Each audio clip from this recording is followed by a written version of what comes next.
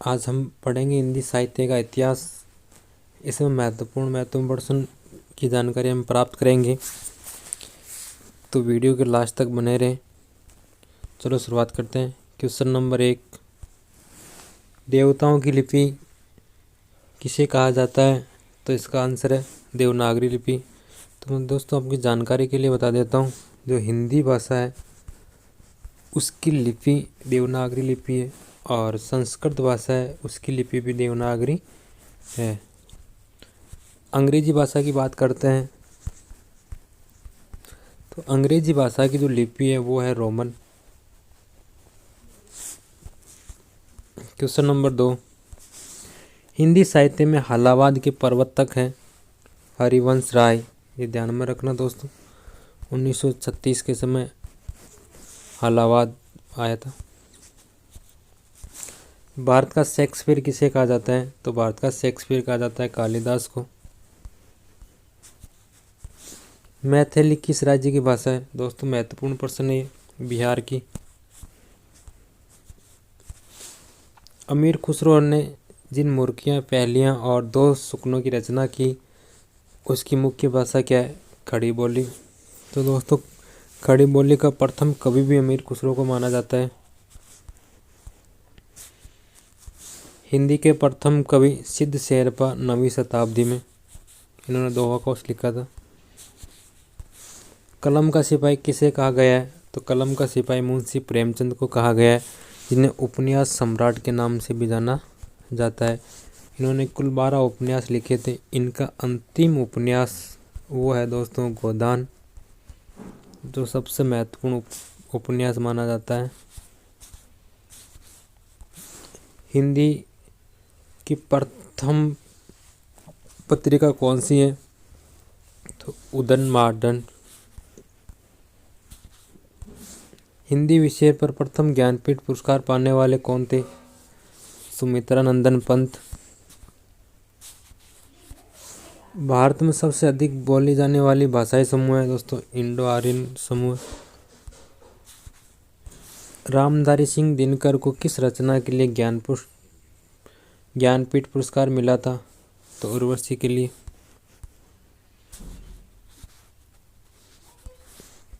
अटल बिहारी वाजपेयी हिंदी विश्वविद्यालय की स्थापना कहाँ की जा रही है? भोपाल, मध्य प्रदेश। देश का पहला राष्ट्रीय हिंदी संग्रहालय कहाँ स्थापित किया जा रहा है? इसका आंसर होगा आगरा। भारत के प्रथम राष्ट्रीय कवि कौन है? मैथिली शरण गुप्त। तो दोस्तों सेकंड या दूसरे वो है रामधारी सिंह दिनकर, जिनको दूसरे राष्ट्र कवि कहा जाता है। हिंदी की प्रथम एकांकी का नाम क्या है? एक गुट।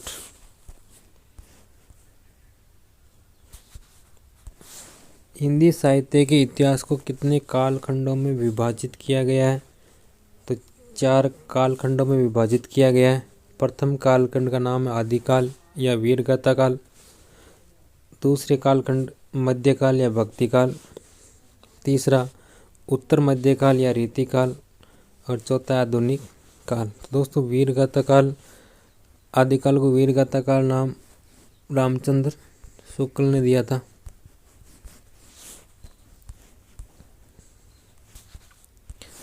संविधान की 8वीं अनुसूची के अनुसार कितनी भाषाओं को राजभाषा के रूप में संवैधानिक मान्यता प्राप्त है? 22 भाषाएं। हिंदी गद्य के प्रतिष्ठापक कौन है दोस्तों? हिंदी गद्य के प्रतिष्ठापक हैं आचार्य महावीर प्रसाद द्विवेदी। हिंदी के सर्वप्रथम दैनिक समाचार पत्र कौन सा है? तो सुधावर्षण। रानी केतकी की कहानी की भाषा को कहा जाता है खड़ी बोली, अर्थात रानी केतकी की कहानी खड़ी बोली में लिखी गई है। अपभ्रंश के योग से राजस्थानी भाषा का जो साहित्यिक रूप बना उसे क्या कहते हैं दोस्तों? डिंगल। और ब्रज प्लस राजस्थानी, उसको हम कहते हैं दोस्तों पिंगल। डिंगल और पिंगल दो भाषाएं थी। देवनागरी लिपि को राष्ट्रलिपि के रूप में कब स्वीकार किया गया था? 14 सितंबर 1949 को। तो 14 सितंबर को हम हिंदी दिवस भी मनाते हैं दोस्तों। हिंदी दिवस किस तिथि को मनाया जाता है? तो इसका राइट आंसर होगा 14 सितंबर, क्योंकि इस दिन संविधान में इसको स्वीकार किया गया था।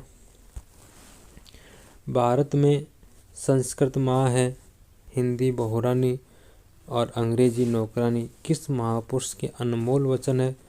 तो डॉक्टर कामिल बुल्के ने कहा था ऐसा। संविधान की 8वीं अनुसूची में शामिल की गई 4 नई भाषाएं हैं। तो दोस्तों पहले 18 थी, उसके बाद 4 और शामिल कर दी गई, तो कुल हो गई 22। तो अंतिम 4 भाषाएं संथाली, मैथिली, बोडो, डोगरी। महादेवी वर्मा को किस रचना के लिए ज्ञानपीठ पुरस्कार मिला था? दोस्तों यामा के लिए। और अभी हम देखे थे दिनकर, तो दिनकर को किसके लिए मिला था? उर्वशी के लिए।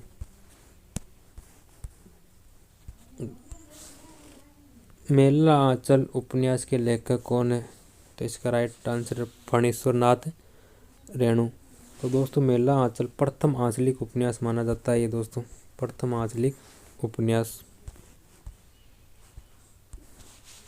आधुनिक युग की मीरा किसे कहा जाता है?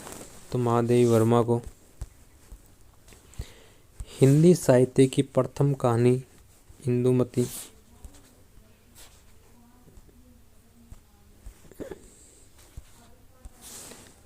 संविधान के किस अनुच्छेद के अनुसार हिंदी भारत की राजभाषा है?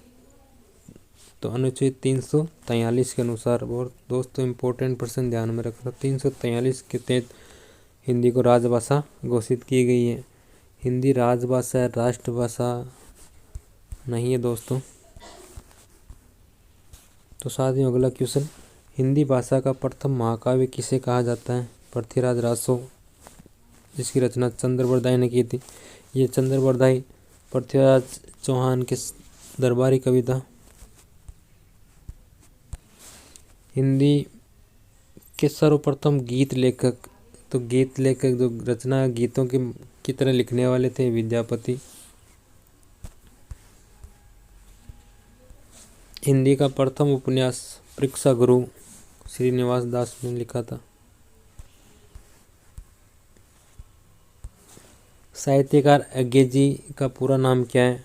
तो जैसे कहते हैं ना अज्ञे, तो सच्चिदानंद हीरानंद वात्स्यायन अज्ञे।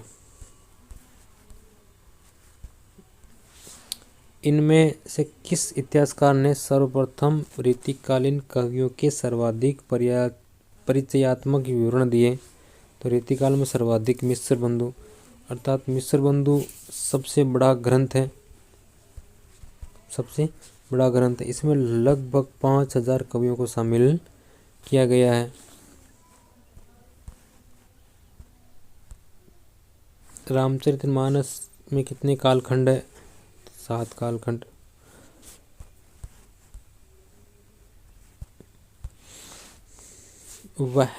यह युग भारतेंदु युग के बारे में, बच्चे के समान हंसता खेलता आया था, जिसमें बच्चों की सी निश्चलता, अक्खड़पन, सरलता, तन्मयता थी। ये कथन किस आलोचक का है? तो भारतेंदु युग के बारे में ये कथन आचार्य रामचंद्र शुक्ल ने कहा।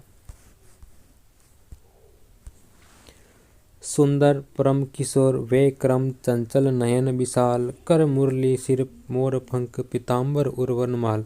ये पंक्तियाँ किस रचनाकार की है दोस्तों? बहुत प्रसिद्ध पंक्तियाँ हैं, सूरदास ने लिखी थी कृष्ण के लिए।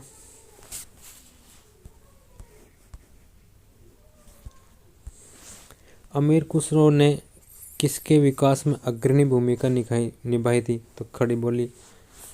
तो खड़ी बोली का प्रथम कवि भी अमीर खुसरो को माना जाता है। भारतेंदु कृत भारत दुर्दशा किस साहित्यिक रूप में का हिस्सा है? तो किस साहित्यिक रूप का हिस्सा है? तो नाटक। दोस्तों ये नाटक विद्या में लिखा गया है। जैसे हिंदी की अनेक विद्या होती है, नाटक, उपन्यास, आलोचना, कहानी, एकांकी, तो उसी प्रकार भारत दूरदर्शन है वो नाटक विद्या में लिखा